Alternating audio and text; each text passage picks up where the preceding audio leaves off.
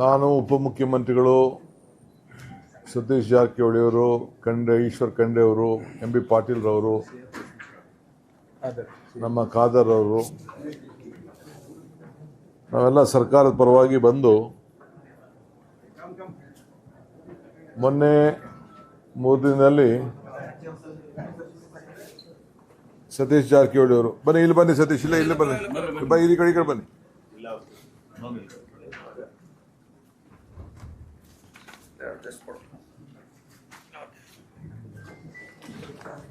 ಸತೀಶ್ ಜಾರಕಿಹೊಳಿ ಅವರು ಇವತ್ತು ಸಭೆಯನ್ನ ನಡೆಸಿದ್ದೇವೆ. ಎಲ್ಲ ಶಾಸಕರನ್ನ, ಈ ಪುತ್ತೂರು ಕರ್ನಾಟಕದ ಎಲ್ಲ ಶಾಸಕರನ್ನ, ಜನಪ್ರತಿನಿಧಿಗಳನ್ನ, ಸಂಸತ್ ಸದಸ್ಯರನ್ನ ಕೂಡ ಆಹ್ವಾನಿಸಿದ್ದು. ಎಲ್ಲ ಪಾರ್ಟಿಯವರು ಕೂಡ ಎಲ್ಲ ಬಹಳ ಗೌರವದಿಂದ ಬಂದಿದ್ದರು. ಮೊನ್ನೆ ನಾನು ಗುಲ್ಬರ್ಗಾದಲ್ಲಿ ಆ ಗುಲ್ಬರ್ಗಾ ವಿಭಾಗದ, ಕಲಬುರಗಿ ವಿಭಾಗದ ಸಭೆಯನ್ನು ನಡೆಸಿದೆ. ಬಸವಣ್ಣನ ನಾಡು, ಅವರ ಅನುಭವ ಮಂಟಪದಿಂದ ಅಲ್ಲಿ ಪರಿಶೀಲನೆ ಮಾಡಿ, ಅಲ್ಲೋಗಿ ಒಂದು ಸಭೆ ಮಾಡಿ, ಅಲ್ಲಿರುವಂಥ ಎಲ್ಲ ಶರಣರ ಭೇಟಿ ಮಾಡಿ, ಅವರ ಮಾರ್ಗದರ್ಶನ ಕೂಡ ಪಡೆದು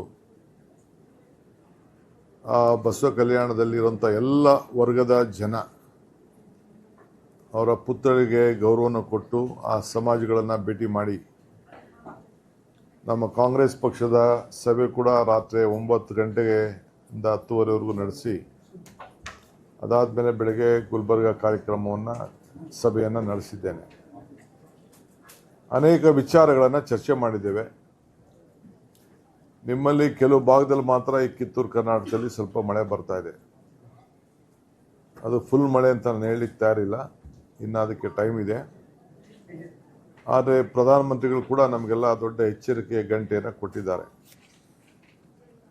ನಮಗೂ ಕೂಡ ನಮ್ಮ ವರದಿಗಳಲ್ಲಿ ಇನ್ನು ಕೆರೆಗಳಿಗೆ ನೀರು ಹೋದ ಸತಿ ಏನು ಬಂದಿತ್ತು, ಆ ವರ್ಷದ ಮಳೆ ವಾಡಿಕೆ ಮಳೆಯಂತೆ ಮಳೆ ಬಂದಿಲ್ಲ. ಕೆಲವು ಕಡೆ 10% ಬಂದಿದೆ, ಕೆಲವು ಕಡೆ 20%, ಕೆಲವು ಕಡೆ 30% ಇಲ್ಲಿಗೆ ನಿಂತಿದೆ. ಎಲ್ಲೂ ಸಮಪಾಲು ನೀರು ಬಂದಿಲ್ಲ. ತಮಗೆಲ್ಲ ಗೊತ್ತಿದೆ, ತುಂಗಭದ್ರಾದಲ್ಲಿ ಭಾಳ ಭೀಕರವಾದಂಥ ಒಂದು ಸಮಸ್ಯೆನ ನಾವೆಲ್ಲ ನೋಡ್ತಾ ಇದ್ದೆವು. ಹೋದ ವರ್ಷ ಗೇಟು 19ನೇ ಗೇಟ್ ಒಡೆದೋಗಿತ್ತು. ನಾನೇ ಅದಕ್ಕೆ ನೀರಾವರಿ ಮಂತ್ರಿ ಆಗಿದ್ದಂಥ ಸಂದರ್ಭದಲ್ಲಿ ಭೇಟಿ ಕೊಟ್ಟಿದ್ದೆ. ತಕ್ಷಣ ಹೋಗಿ ಎಲ್ಲ ಗೇಟ್ಗಳನ್ನು ಬದಲಾಯಿಸಬೇಕು ಅಂತ ಹೇಳಿ ತೀರ್ಮಾನವನ್ನು ಮಾಡಿದ್ದೇವೆ. ಇದಲ್ಲದೆ ರಾಜ್ಯದ ಎಲ್ಲ ನೀರಾವರಿ ಗೇಟ್ಗಳನ್ನು 50 ವರ್ಷ ಯಾವುದಾದ್ರು ತುಂಬಿದೆ ಅದನ್ನೆಲ್ಲ ಟೆಕ್ನಿಕಲ್ ಆಗಿ ನಾವು ಸ್ಟಡಿ ಮಾಡ್ತಾ ಇದ್ದೇವೆ. ಎಲ್ಲೆಲ್ಲಿ ವರದಿ ಬರ್ತದೋ ಅದನ್ನೆಲ್ಲ ನಾವು ಬದಲಾವಣೆ ಮಾಡಲಿಕ್ಕೆ ತೀರ್ಮಾನವನ್ನು ಮಾಡಿದ್ದೇವೆ. ಸೊ ಈಗಾಗಲೇ 33 ಗೇಟ್ ಕೂಡ ಮಾಡ್ದೋ. ನಮ್ಮ ಸರ್ಕಾರದ ಮೊದಲನೇ ಕರ್ತವ್ಯ ರೈತರನ್ನ ಬದುಕಿಸ್ಬೇಕು. ಆ ತುಂಗಭದ್ರಾ ಸಮಸ್ಯೆ ಭಾಳ ದಿನದಿಂದ ನಿಂತಿದೆ. 31 TMC ನೀರು ಹೂಳು ಒಳಗಡೆ ತುಂಬಿದೆ. ಅದನ್ನು ಗೌರವಾನ್ವಿತ ಮುಖ್ಯಮಂತ್ರಿಗಳು ಆಂಧ್ರ ಪ್ರದೇಶದವ್ರ ಹತ್ರ ಕೂಡ ನಾನು ಚರ್ಚೆ ಮಾಡಿ ಖಾಸಗಿಯಾಗಿ, ಆಮೇಲೆ ಕೇಂದ್ರ ಮಂತ್ರಿಗಳ ಹತ್ರ ಚರ್ಚೆ ಮಾಡಿ, ಸೊ ಮೊದಲನೇ ಬಾರಿಗೆ ನಮ್ಮ ಕರ್ನಾಟಕ ರಾಜ್ಯದಲ್ಲಿ ನೀರಾವರಿ ಸಮಸ್ಯೆಗೋಸ್ಕರ 3 ಮುಖ್ಯಮಂತ್ರಿಗಳು ಒಟ್ಟಿಗೆ ಸೇರಿ ಕೇಂದ್ರ ಸಚಿವರಾದಂಥ CR ಪಾಟೀಲ್ ಅವರ ಅಧ್ಯಕ್ಷತೆಯಲ್ಲಿ ಒಂದು ಸಭೆಯನ್ನು ಕೂಡ ನಾವು ನಡೆಸಿ ಭಾಳ ದೊಡ್ಡ ಐತಿಹಾಸಿಕವಾದಂಥ ತೀರ್ಮಾನವನ್ನು ತೆಗೆದುಕೊಂಡಿದ್ದೇವೆ. ಏನು ಆ ನೀರೆಲ್ಲ ಅವ್ರಿಗೆ ಹೋಗ್ತಾಯಿತ್ತು, ಆಂಧ್ರ ಪ್ರದೇಶಕ್ಕೆ ಹೋಗ್ತಾಯಿತ್ತು. ಆದರೂ ಕೂಡ ಅವ್ರಿಗೆ ಮನವೊಲಿಸಿ ತೆಲಂಗಾಣ ಮುಖ್ಯಮಂತ್ರಿಗಳು, ಆಂಧ್ರ ಮುಖ್ಯಮಂತ್ರಿಗಳು ಮತ್ತು ನಾನು CRS ಪಾಟೀಲ್ ಅವರು ಒಪ್ಪಂದಕ್ಕೆ ಬಂದಿದ್ದೇವೆ. ನಾವು ಆ ನೀರನ್ನು ಸಮುದ್ರಕ್ಕೆ ಬಿಡೋದು ಬೇಡ, ನಮ್ಮಲ್ಲೇ ಜಗಳ ಆಡದೆ ಆ ಬ್ಯಾಲೆನ್ಸಿಂಗ್ ರಿಸರ್ವರ್ನ ಮಾಡಿ ಆ ನೀರಿಗೆ ಉಳಿಸ್ಲಿಕ್ಕೆ, ರೈತರ ಬದುಕಲಿಕ್ಕೆ ಏನೆಲ್ಲ ಮಾಡಲಿಕ್ಕೆ ಸಾಧ್ಯನೋ ಆ ತೀರ್ಮಾನ ಮಾಡೋಣ ಅಂಥೇಳಿ ನಾವು 3 ಜನನು ಒಂದು ಸೆಂಟ್ರಲ್ ಗೌರ್ಮೆಂಟ್ ಒಂದು ಟೆಕ್ನಿಕಲ್ ಕಮಿಟಿ ಮಾಡಲಿಕ್ಕೆ ನಾವೆಲ್ಲ ಸಮ್ಮತಿಯನ್ನು ವ್ಯಕ್ತಪಡಿಸಿದ್ದೇವೆ.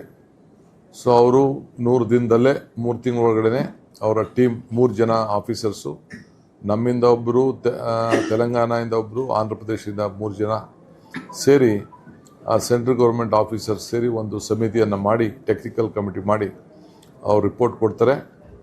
ಅದಾದ ಮೇಲೆ ನಾವು ಏನು ಮಾಡಬೇಕು ಅಂತ ನಾವು ತೀರ್ಮಾನವನ್ನು ಮಾಡ್ತೇವೆ. ಒಟ್ಟು 3 ಜನನೂ ಕೂಡ ಆ ಬ್ಯಾಲೆನ್ಸಿಂಗ್ ರಿಸರ್ವ್ ಮಾಡೋದು ಭಾಳ ಅವಶ್ಯಕತೆ ಅನ್ನೋದನ್ನು ಒಪ್ಪಂದಕ್ಕೆ ನಾವು ಬಂದಿದ್ದೇವೆ. ಈ ಮಧ್ಯದಲ್ಲಿ ಕೃಷ್ಣ, ಕಾವೇರಿ, ಗೋದಾವರಿ ಜೋಡಣೆ ವಿಚಾರದಲ್ಲೂ ಕೂಡ ನಾವು ಒಪ್ಪಂದವನ್ನು ಮಾಡಿಕೊಂಡಿದ್ದೇವೆ. ಕೇಂದ್ರ ಸರ್ಕಾರಕ್ಕೆ ಸಮ್ಮತಿಯನ್ನು ವ್ಯಕ್ತಪಡಿಸಿದ್ದೇವೆ. ಅವರು ನ್ಯಾಷನಲ್ ಪ್ರಾಜೆಕ್ಟ್ ಆಗಿ ಘೋಷಣೆ ಮಾಡ್ತೀವಿ ಅಂತ ಒಪ್ಕೊಂಡಿದ್ದಾರೆ.